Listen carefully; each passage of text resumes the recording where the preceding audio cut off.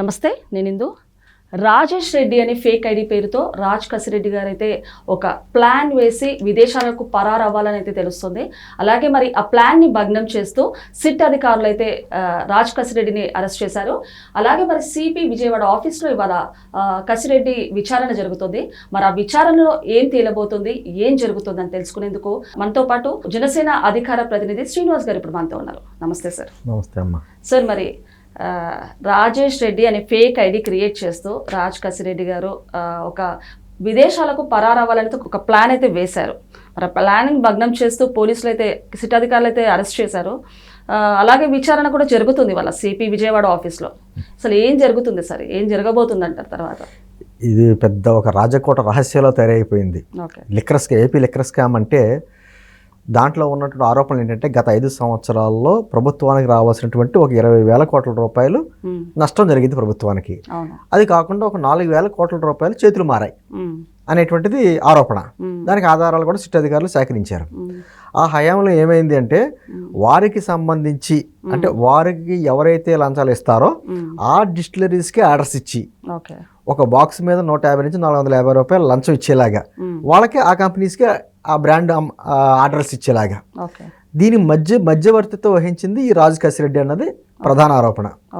ఎందుకంటే వారి పార్టీకి సంబంధించినటువంటి ఎంపీ విజయసాయిరెడ్డి గారు పార్టీ నుంచి బయటకు వచ్చిన తర్వాత ఈ మధ్యకాలంలో అతను కూడా సిట్ అధికారులతో మాట్లాడి విచారణకు వెళ్ళిన తర్వాత బయటకు వచ్చిన తర్వాత విషయం చెప్పింది ఏంటంటే అసలు దీనికి ప్రధాన సూత్రధారి మీడియేటర్ అంతా వ్యవహరించింది రాజ్ కసిరెడ్డి అని అతని విషయం కూడా చెప్పడం జరిగింది.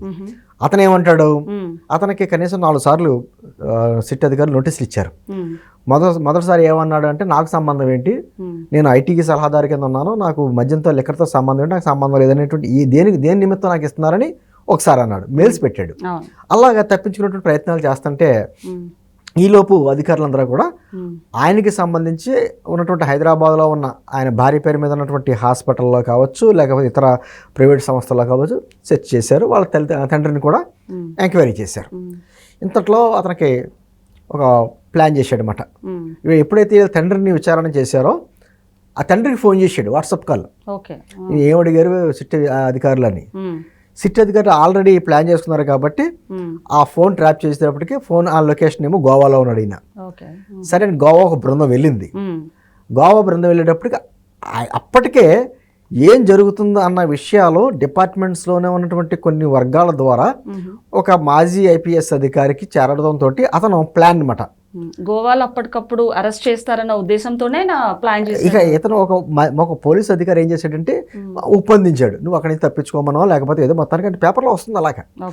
సరే మొత్తానికి అతను అందించేటప్పటికి గోవా నుంచి స్కిప్ అయిపోయి హైదరాబాద్ వచ్చి హైదరాబాద్ నుంచి చెన్నై వెళ్ళి చెన్నై ద్వారా విదేశాలకు వెళ్ళిపోతున్నట్టుగా ఐటీ అధికారులు గుర్తించారు. సరే ఒక బృందం గోవా వెళ్ళినా ఇంకో బృందం ఏం చేశారంటే ఇక్కడ కాపలా కాశారు హైదరాబాద్ శంషాబాద్ ఎయిర్పోర్ట్లో. సరే అరైవల్స్ దగ్గర వెయిట్ చేస్తా అంటే పాపం అరైవల్స్ నుంచి బయటకు రావట్లా. ఏంటి బయట రావట్లేదని చెప్పేసి అంటే ఇంకా అధికారులతో మాట్లాడుకుని లోపలికి వెళ్ళి చెక్ చేస్తే అతను ఆల్రెడీ ఇంకో ఫ్లైట్కి వెళ్ళడానికి చెన్నైకి వెళ్ళిపోవడానికి రెడీగా ఉన్నాడు. పట్టుకుంటే అతని పేరు ఉన్నదేంటి రాజేష్ రెడ్డి అట. ఫేక్ ఐడీస్ తోటి ప్రయాణాల. ఎంత దుర్మార్గం అమ్మా.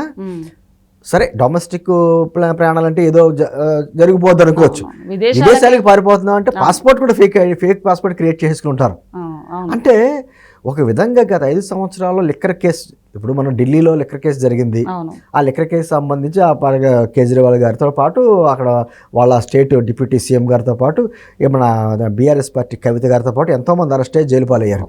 అంటే ఢిల్లీలో ఒక 150 కోట్లతో ఒక స్కామ్ జరిగితేనే ఏదో జరిగిపోయిందని, 9,000 కోట్ల రూపాయలతో విజయ్ మాల్యా గారు ఒక స్కామ్ జరిగితే దేశంలో ఇంకేదో అయిపోయిందని, కానీ అంతకు 10 రెట్లు లక్షల కోట్ల రూపాయలతో మన ఏపీలో స్కామ్ జరిగింది. పెద్ద కుంభకోణం అదే లక్షల కోట్లు అంటే దాదాపు 20,000 కోట్లు అంటే మాటలు కాదు కదా, అతిపెద్ద స్కాము. గత ప్రభుత్వం చెప్పిన మాటలు ఎలా అంటే వాళ్ళ అధికారులు రాకముందు మేము మద్యపాన నిషేధం చేసి మళ్ళీ 2024లో ఓట్లు అడుగుతామన్నారు. మద్యపాన నిషేధం చేయకపోగా అదే మద్యం మీద వాళ్ళకి సంబంధించిన బ్రాండ్లు తయారీ వాళ్ళ దగ్గర చేసి ఒక కల్తీ మద్యం అంతా సప్లై చేసి ప్రజల ఆరోగ్యాలతో ఆటలాడుకున్నటువంటి గత ప్రభుత్వం ఆఖరికి మీకు మనందరికీ గుర్తుండి ఉంటుంది, అక్కడ లిక్కర్ షాప్స్లో డిజిటల్ పేమెంట్స్ ఉండవు, ఓన్లీ క్యాష్ పేమెంట్స్ చేశారు 5 సంవత్సరాలు. ఏంటి క్యాష్ పేమెంట్స్ ప్రతిదీ డిజిటల్ అవుతున్నట్టు ఈ రోజుల్లో ఒక టీ కొట్టి దగ్గరికి వెళ్ళేటప్పుడు డిజిటల్ పేమెంట్, అక్కడేమీ యాక్సెప్టెన్స్ లేదు, ప్రూఫ్ లేకుండా ఓన్లీ క్యాష్ పేమెంట్. ఓకే. హైదరాబాద్లో కూర్చుని రాజకేశ్ రెడ్డి అనే వ్యక్తి ఈ మధ్యలో ఉన్నటువంటి ఈ వసూళ్లు చేయడం, ఆ వసూళ్ళని ఎక్కడ చేరవేయాలో ఒక టీం కింద ఏర్పరిచి దీన్ని ఫైనల్గా పెద్ద బాస్ పెద్ద తలకాయకి అందజేయడం. ఆ పెద్ద తలకాయ ఎవరన్నది ఇంకా వెతుకుతున్నారు. ఏంటంటే ఇంత పెద్ద స్కామ్లో విజయసాయి రెడ్డి విషయంలో కూడా రాజకేశ్ రెడ్డి మొన్న ఏం చేశాడు, ట్రాప్ చేసి పోలీసు వాళ్ళని తప్పించుకుందన్న ఉద్దేశంతో ఒక వాయిస్ రికార్డు కూడా వదిలాడు. నేను ఎక్కడికి పారిపోలేదు, నేను వస్తాను, ఖచ్చితంగా సిట్ అధికారులు కూడా సహకరిస్తాను. దీని అందరికీ మూల కారణం విజయసాయి రెడ్డి బట్యాబాజ్ అనే పదాలతో మాట్లాడాడు.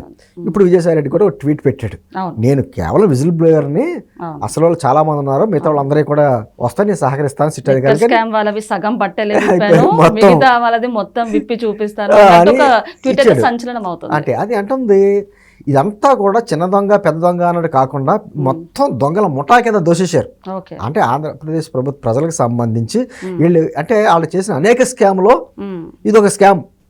తర్వాత ఇంకా భూములు ఉన్నాయి, తర్వాత ఏమో మైన్స్ ఉన్నాయి, తర్వాత ఏమో ఇసుక కుంభకోణాలు, ఇవన్నీ చూసుకుంటే ఒక్కొక్కటి పెద్ద పెద్ద చరిత్రలు.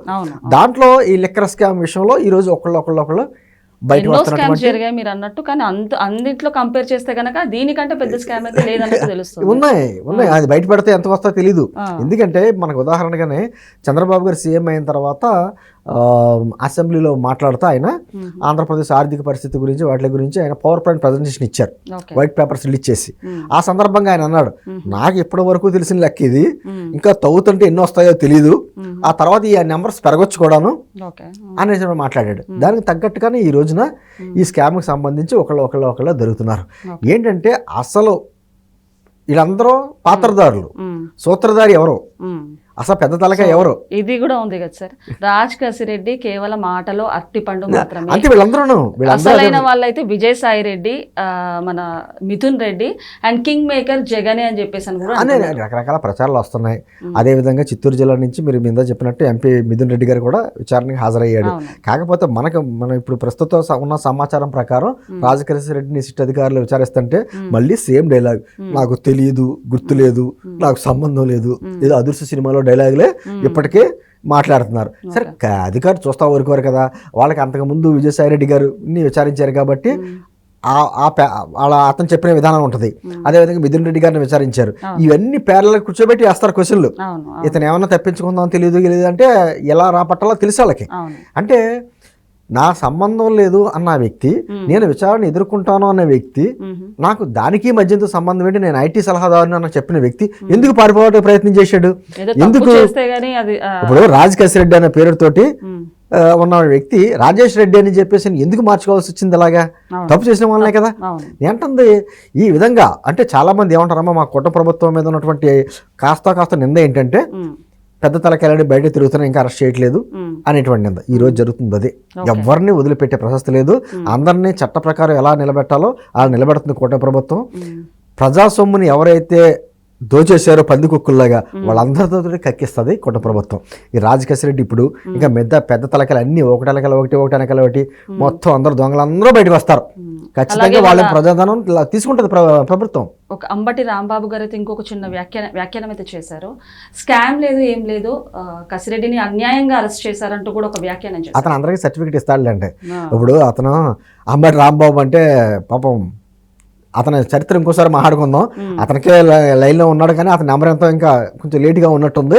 అతనికి సంబంధించి బయటకు వస్తున్నాయి. ఏంటంటే వీళ్ళందరూ కూడా ఎవరు ముందు అని ఒకరికొకళ్ళు అందరూ దొంగలే, కానీ ఎవరు ముందు అరెస్ట్ అవుతారనేది పెద్ద క్వశ్చన్ మార్క్గా ఉంది. ఖచ్చితంగా ఎవరో తప్పించుకోలేరమ్మా, అందరూ వస్తారు బయటికి. ఓకే సార్, నమస్తే.